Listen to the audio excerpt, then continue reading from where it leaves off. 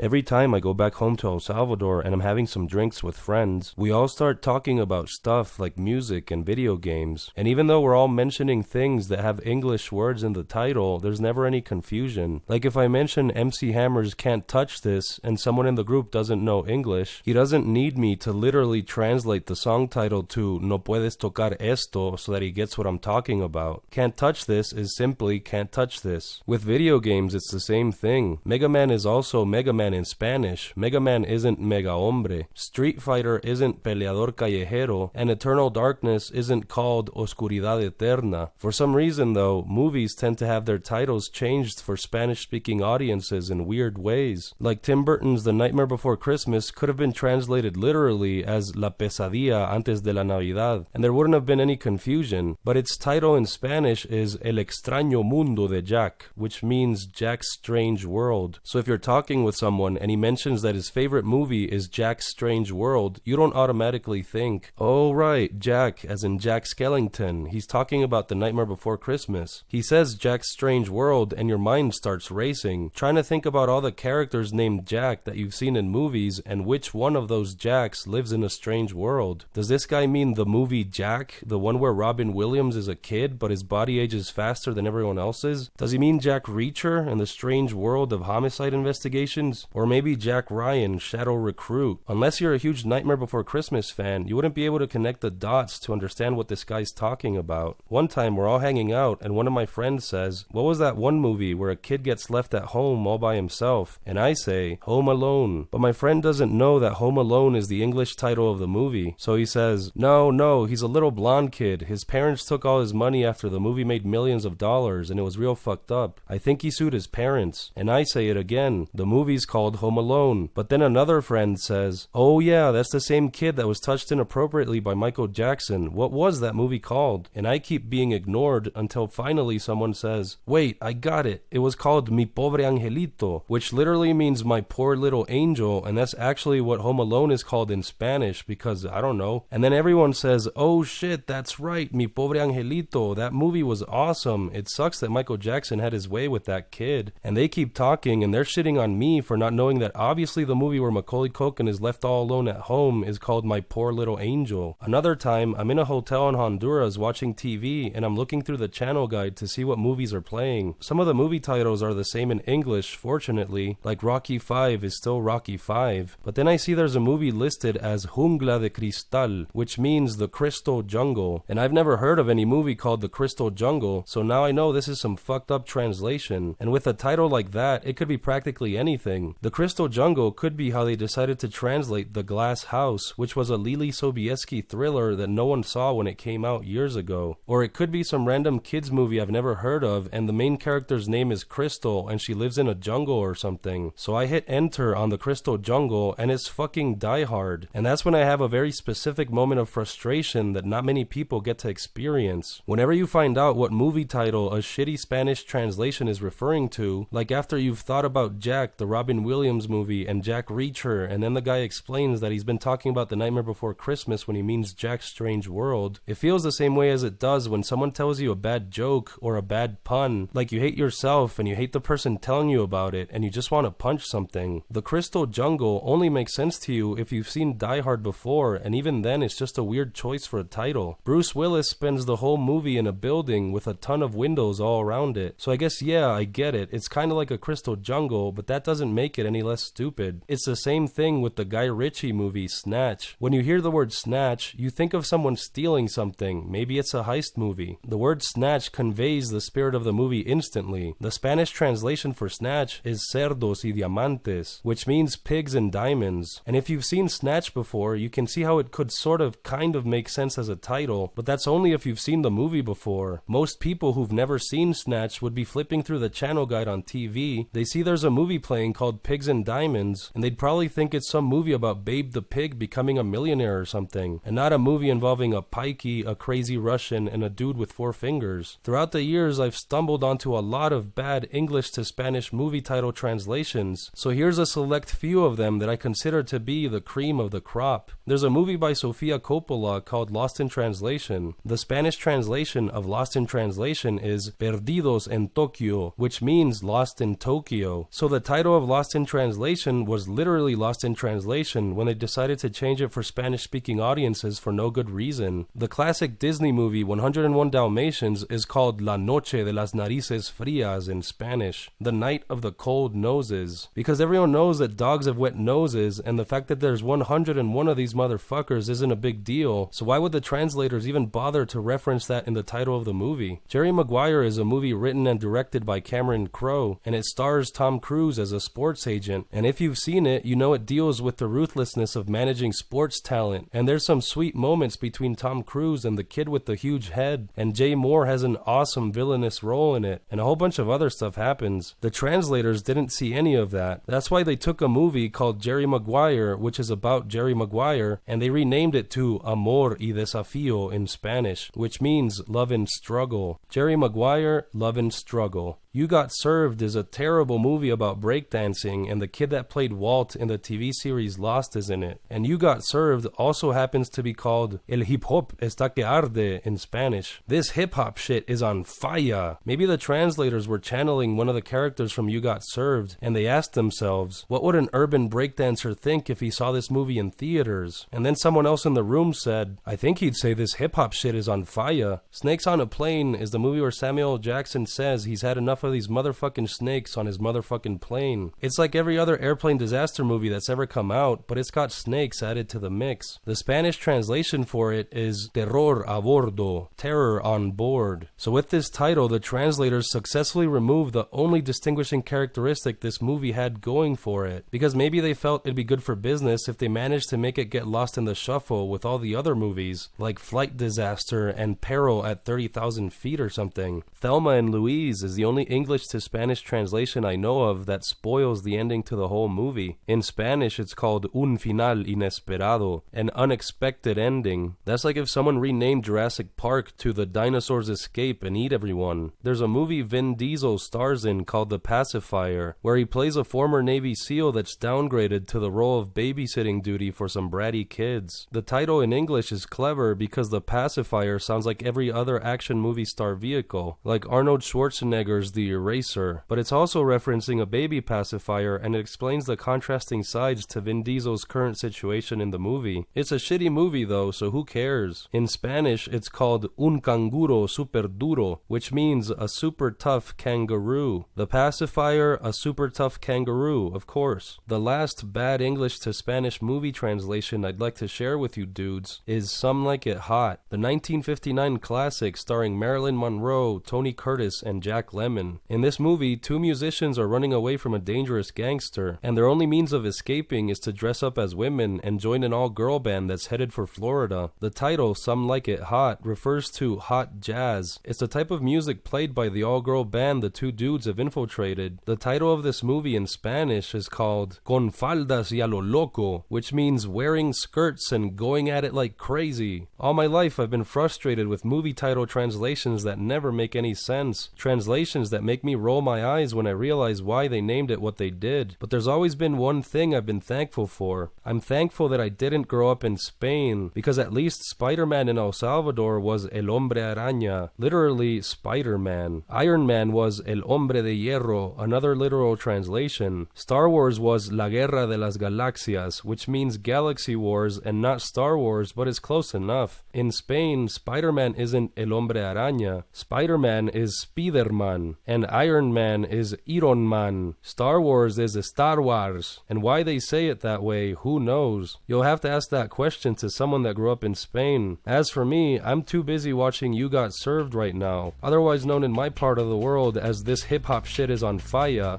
so I guess I'll see you dudes next time.